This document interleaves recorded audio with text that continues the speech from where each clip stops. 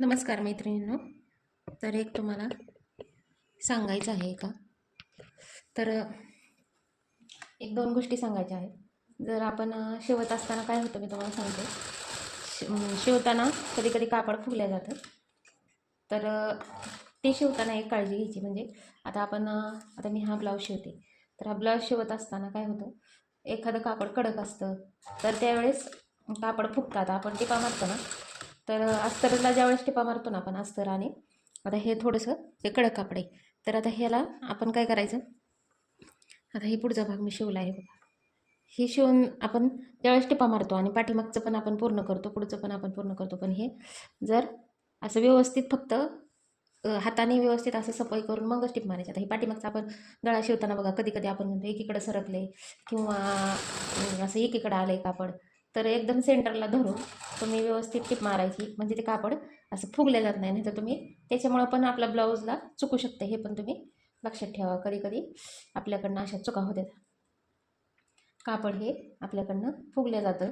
मग ते काय होतं, जर कापड फुगलं ना किंवा एकीकडे सरकलं ना, तर तुम्हाला परत उसवायची वेळ येते आणि नंतर व्यवस्थित करावं लागतं. नाही तर मग एकीकडे ब्लाऊज सरकतो किंवा एकीकडे हे होतं. तर तशा पद्धतीनं होणं, त्यासाठी आपण आधीच काळजी घ्यायची. आणि असं एका कस्टमरचा पण मला तुम्हाला अनुभव सांगायचा आहे. तर काय काय प्रॉब्लेम होतो तुमच्याकडे पण, असे कस्टमर आहेत का मला सांगा. आता एका कस्टमरने ब्लाऊज टाकला, तो शिवून म्हणजे साडी पण टाकली. तर मग ब्लाऊज शिवल्यानंतर परत फिटिंग करायला पण ते कस्टमर आलं, म्हणजे नंतर की ड्रेस फिटिंग करून पाहिजे.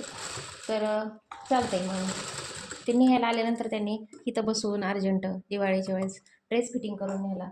तर ड्रेस फिटिंग लगेच, पण पैसे येताना बरोबर आणायचे नाहीत. आता बरोबर कस्टमरला शिलाई तर विचारून गेलेले असतात, म्हणजे किती शिलाई ती, मग त्या अंदाजाने माणूस पैसे आणतं ना थोडंसं जास्त. मग आता तुम्ही विचार करा, आता दिवाळी झालेली किती दिवस झालं, थोडे पैसे द्यायचे आणि अर्जंट पण शिवून न्यायचं आणि परत काय म्हणायचं, राहिलेलं देतो नंतर. मग आता तुम्ही किती दिवस झालं, आता तुम्ही कपड्याच्या दुकानात गेला, सोन्याच्या दुकानात गेला, दवाखान्यात गेला, कुठं पण जाऊ द्या, तुम्हाला उधार असं कोण देत आहे का, की हां आता देतो किंवा 10 रुपये कमी, 5 रुपये कमी.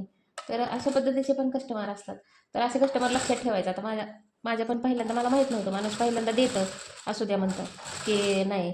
मग एकदा जर कस्टमरचा त्या अनुभव आला ना, परत माणूस बरोबर जागा होते की नंतर आपण उधार द्यायचंच नाही, की ह्याच्यावर लक्षात येतं की म्हणजे काय काय कस्टमरला कशा पद्धतीनं आपण हे केलं पाहिजे. आता जर चांगले कस्टमर असतील ना, जर हां देते आपोआप लक्षात ठेव, तर त्यांना तुम्ही दिलेलं योग्य आहे. पण जे कस्टमर असे आवर्जून हे करतात ना, त्यांना अजिबात आता हे द्यायचं नाही. तर अशा पद्धतीने हे बघा, हे डबल टिप मारली आहे आणि ही लेस ही अशी जाड लेस आहे. तर गळ्याला छान दिसत आहे. आता ह्याचंच मी सांगते तुम्हाला. हे बघा, आता हे असं कापड असेल ना, तर आपण शिवताना अस्तर लावताना हे असं फुगू नाही म्हणून व्यवस्थित लावायचं, म्हणजे तुमचं फिनिशिंग व्यवस्थित येतं. जर कापड तुमचं फुगलं तर जो तुमचा गळा सेंटरला समजा सरकलं कापड, ते इकडे सरकू शकतं किंवा तिकडे सरकू शकतं. त्यासाठी फक्त हे आपलं पाठीमागचं हे शिवताना लक्ष द्यायचं. म्हणजे कधी कधी कडक असले की तसं फुगण्याचा म्हणजे प्रश्न येतो. मग त्यावेळेस आपण व्यवस्थित असं ठेवून शिवायचं. तर कसा वाटला हा छोटासा व्हिडिओ, तो नक्की सांगा. आवडलं तर नंतर नवीन व्हिडिओ भेटू. तोपर्यंत सर्वांना नमस्कार.